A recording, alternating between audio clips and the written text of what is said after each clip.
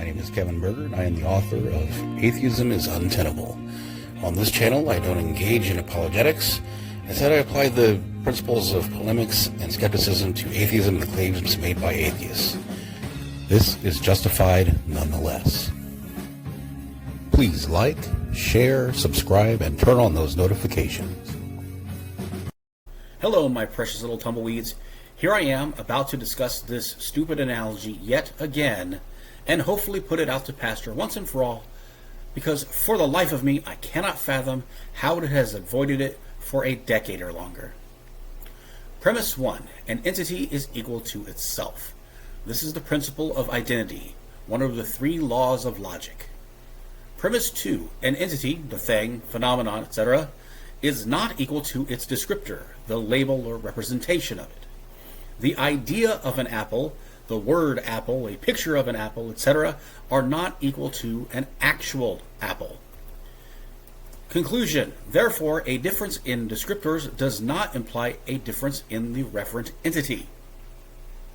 Just because we can imagine a difference in the apple, can use different words like Malus domesticus to define the apple or describe the apple like red delicious, or have other ways to express the apple like photographs, paintings, and sculptures, doesn't mean that the actual apple is different.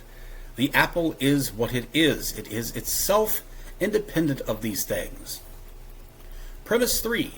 The concepts, words of BSP, belief, not BSP, the absence of belief, and BS not P, disbelief, are descriptors that describe brain activity, the mental attitudes to which they refer, rather than the brain activity itself, the referent. Conclusion 2. Therefore, without evidence of a distinct brain activity for not BSP, the state collapses into BS not P due to the identity principle outlined in premise 1. Tracy has a jar of gumballs. They both walk in. We've never seen the jar. She says, you need to guess whether there's an even amount of gumballs or an odd amount of gumballs in the jar. And I say, Tracy, I know for a fact that there's an even amount of gumballs in that jar. Ben, do you believe me? Well, you could be wrong. It could be an odd amount of gumballs. Well, hold on, Ben. Are you saying that you know for a fact there's an odd number of gumballs in that jar? I don't know for a fact. I'm just guessing because maybe there is an even amount. Maybe there is an odd. Yeah, maybe, but we should probably wait until we count the gumballs, right? As long as there's gumballs in that jar, you and I would agree that the number of gumballs is either even or odd. If somebody asserts the number of gumballs in this jar, I believe, is even. If I'm in the default position, I disbelieve that assertion. I do not accept that assertion. I reject that assertion. That doesn't mean that I think that the number is odd. The Gumball analogy is often invoked in an attempt to substantiate this asserted distinction. The go-to argument with the Gumball analogy is, just because I don't believe there is an even number of gumballs doesn't mean that I am claiming that there is an odd number of gumballs. That is an accurate statement. An equally accurate statement is, just because you don't claim there is an odd number of gumballs doesn't mean that you don't believe there is an odd number of gumballs. And just because you say that you don't believe that there is an odd number of gumballs doesn't mean that it's true that you don't believe that there is an odd number of gumballs. For that matter, it's also accurate to say, just because you don't know there is an odd number of gumballs doesn't mean that you don't believe that there is an odd number of gumballs. Just because you are uncertain that there is an odd number of gumballs doesn't mean that you don't believe there is an odd number of gumballs. Just because you are justified in the belief that there is an odd number of gumballs doesn't mean that you don't believe that there is an odd number of gumballs anyway. Just because you are willing to change your mind about the number of gumballs doesn't mean that you don't believe that there is an odd number of gumballs. Just because you don't want to believe that there is an odd number of gumballs doesn't mean that you don't believe that there is an odd number of gumballs. Just because you aren't consciously aware of it doesn't mean that you don't believe that there is an odd number of gumballs. And just because you don't care whether there is an even or an odd number of gumballs doesn't mean that you don't believe one way or the other. Those are all factual statements, and not a single one of them even approaches answering the question of whether or not belief is present. They are all bogus red herrings that are constantly invoked to advance a claim.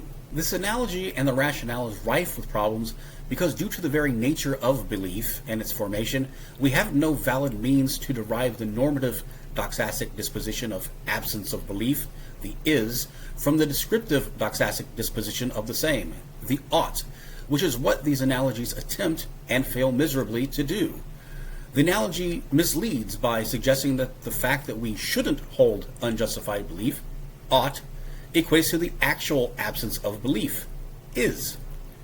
Hence, whenever someone invokes a non-belief, I don't lack belief in what they are expressing.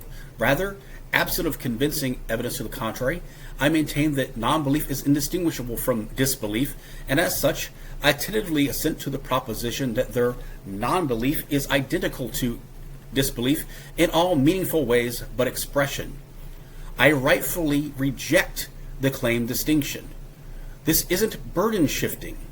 As the claimant, the burden of proof is on them to demonstrate with empirical evidence that non-belief is a different brain state. This may come in the form of an fMRI, a CAT scan, or EEG that reliably demonstrates that it is possible to differentiate the brain state of non-belief from that of disbelief. Logical distinctions alone do not suffice, as they fail to meet the evidence threshold required for this assertion, and logical fallacies aren't evidence at all. In a never-ending source of wonder, people can be so gung-ho about and show such a keen grasp of the concepts of the burden of proof and evidence until I ask for evidence to support this assertion. Then they feign incomprehension. This is not word salad. Word salad is unintelligible, extremely disorganized speech or writing manifested as a symptom of mental disorder. Structured syllogisms and sound reasoning are the antithesis of word salad. This is not copy pasta, talking points, or gish gallop. It is not burden shifting. Burden shifting occurs when one makes an assertion and demands the opposition disprove that assertion. I don't assert that the absence of belief and disbelief are one and the same, though I do tentatively assent to that proposition. No, I am disputing the assertion that there is a difference between them. As such, I don't have a burden to shift. Until next time, remember, even if your beliefs aren't necessarily true, they may just be justified nonetheless.